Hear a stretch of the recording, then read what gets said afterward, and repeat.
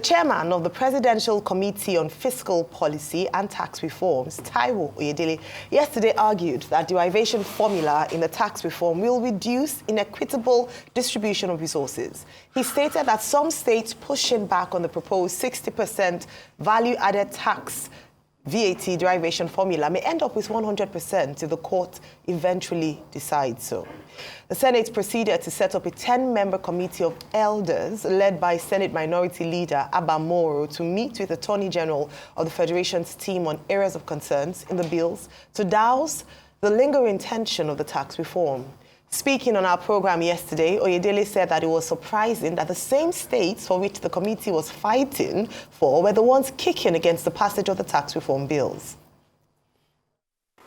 We had the judgment of the Supreme Court in terms of regulation of tourism, hospitality, and it says it's for the states. So what is common to these two judgments is that they're not specifically mentioned in the Constitution, and therefore is considered to be a residual matter, and because it's a residual matter, is within the purview of the states. That's exactly the situation of VAT today in Nigeria. VAT is not specifically mentioned in the Constitution. So which means most likely when we get a judgment, if we get a judgment from the Supreme Court, it will say states should administer it. When a state administers VAT, then it becomes 100% derivation. So it's important for us to understand that our proposal to move derivation to 60% is actually a middle ground, because if we lose the opportunity of getting this 60% derivation, we're likely to end up with 100% derivation. Now, which, to be honest, is not bad, but it's going to create a lot of problems for businesses and for economic growth. So what is really wrong with the current system, apart from what I've just explained, is that VAT revenue, in terms of generation, is attributed to the states where the VAT is remitted, and that's lopsided. For 2023, the data we have shows that 80.26% of VAT generated in Nigeria was attributed to Lagos State, even though Lagos State's size of the economy as a ratio is just about 30% or a little bit less. So one, we said, let's correct this attribution of VAT so it reflects where consumption takes place, because VAT is a consumption tax. Then two, let's increase the amount that every state will keep out of what they have generated. So one, reward them and recognize that this is their income, by the way. And then secondly, to encourage them to create activities, economic activities, and stimulate formalization within their territory. The tax experts' remarks came as the Senate yesterday directed its Committee on Finance to stop further action on the landmark tax reform bills, pending when grey areas of concern raised on the proposed legislation by stakeholders are properly addressed. Well, if I'm being honest, it's quite disappointing to hear this, because what we kept saying was that they shouldn't bow to pressure, they should see this through. It's supposed to be good. And we had quite an extensive and robust conversation with Mr. Taiwo Oyedele yesterday. Your take on this story? So for me, the shocking thing is, why must some people in quotes always get what they want?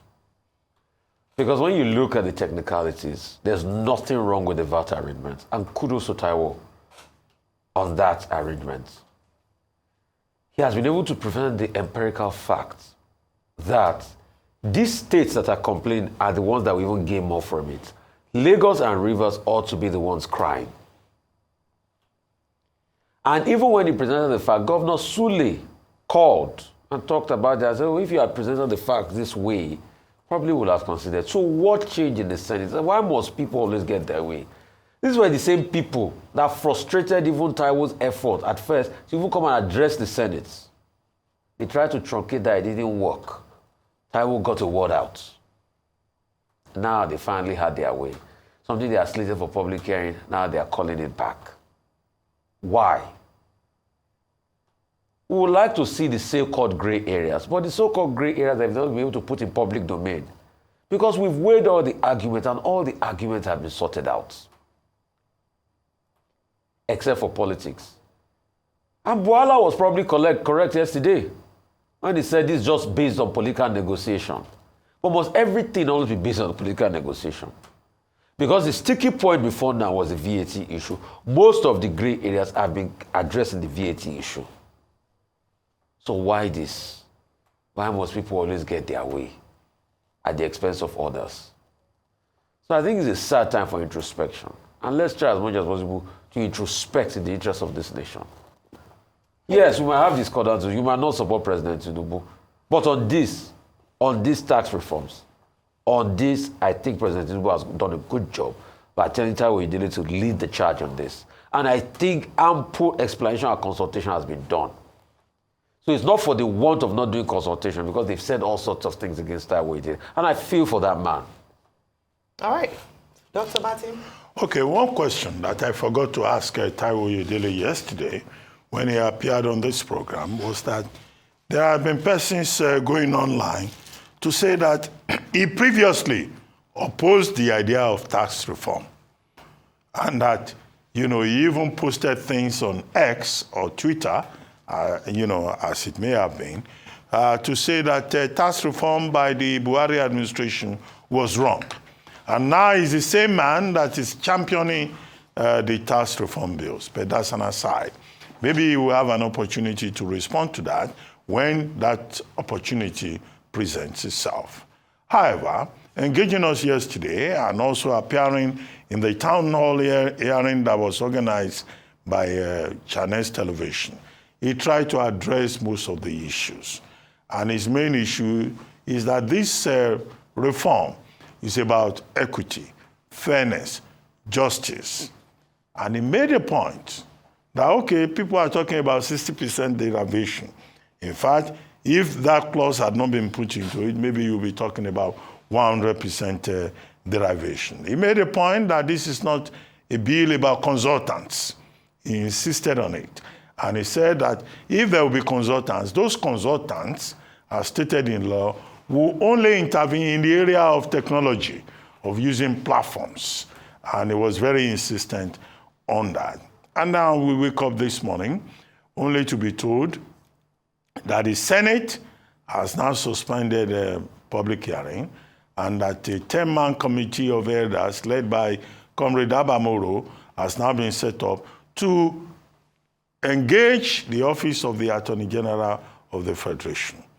This now draws attention to two things. The first is that this Senate has a reputation, this National Assembly has a reputation for being a rubber stamp assembly. They've made it clear that anything that comes from the presidency, they will immediately rubber stamp it. That much is clear. Now, whose interest is the National Assembly serving? Why do I ask that question? They are just now setting up a 10-man committee led by elders to look at gray areas. Those gray areas were foreseeable. What it means is that not enough consultation was carried out. Although Oyedele admits that consultation was done, but the Northerners, specifically Professor Abagana Zulum of Borno State Governor, is saying that, look, we were not consulted enough. Not all of us were consulted. And he has the question, why the rush? So now that House of Reps has suspended public hearing, the Senate has suspended public hearing, now they want to go back to where they should have started.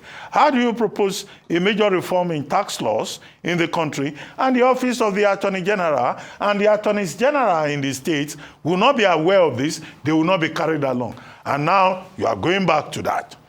That in itself is a major concern. Now these elders, what is it that they are going to do? What are the gray areas that they are going to look at? When Senator Abamoro, Comrade Abamoro, as I used to know him, comes here, we will ask him these questions. What are they looking at, and to what effect? Now, public hearing by this National Assembly is a public hearing process that many Nigerians have dismissed as a kangaroo process. When they changed the national anthem, who and who did they consult? They said they had a public hearing for 24 hours. Nobody has come out to say we were there. Okay, maybe one or two contractors, came forward to say, well, we were there. But the whole process was so rushed. And one of the questions we have been saying is that this public hearing should not be done through the back door.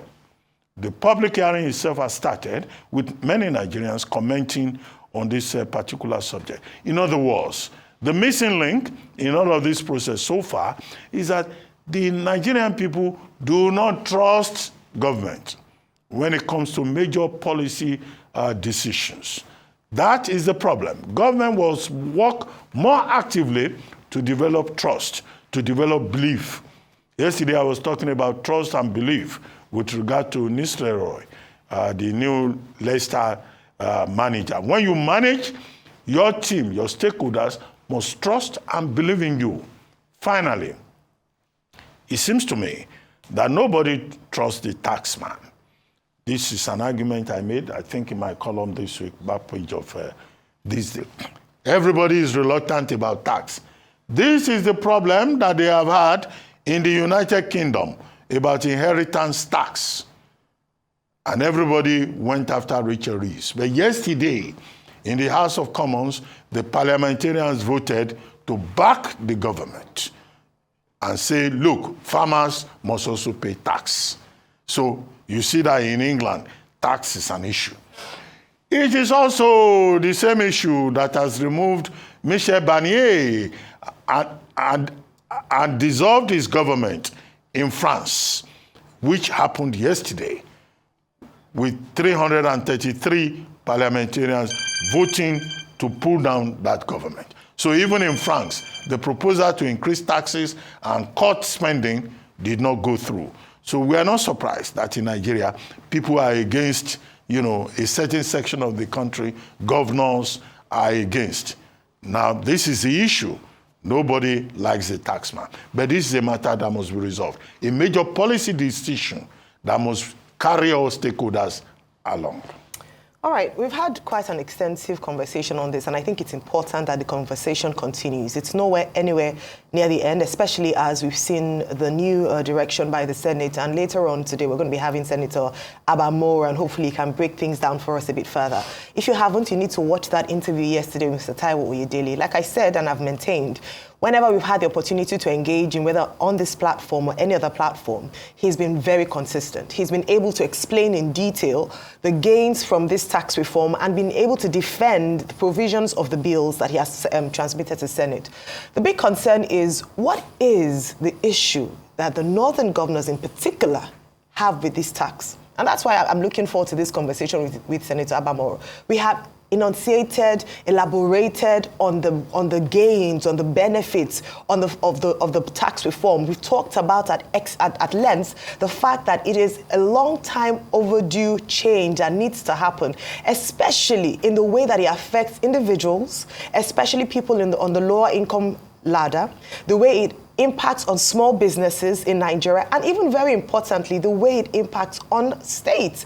I mean, I've had a number of groups come out to say that they're in support of this. Ohaneze Indigo came out just a few days back to say that they supported it. The Northern Christian youth came out to say they supported it. Some southern governors have come out to say it's in the best interest of Nigerians. And so what is the real issue? And that's why it leads me to the conclusion that perhaps there are political egos that were bruised in the course of the consultation, because what has been maintained again and again by the northern governors is that they were not widely consulted. But yesterday I posed a question, and that's why I was deliberately asking the question yesterday to Mr. Oyedele, that did you follow due process? Were they consulted? And he said that he consulted the forum of commissioners for finance and the chairman of internal revenue services in these states. So it's either one, someone didn't do their job in terms of reporting back to their principal, which is the governor, to inform them and give them detailed information as to the details of the tax bill, or they just chose to ignore that, and because perhaps they felt they ought to have been, he should have come and begged and cajoled for something that would be in the best interest of their citizens. Like I started earlier, it's quite disappointing, and I hope that as a Senate, who are meant to represent the interests of the people, listen to more and more people who support this bill, will do the right thing for Nigerians, and not just for some political elites whose political egos have been bruised.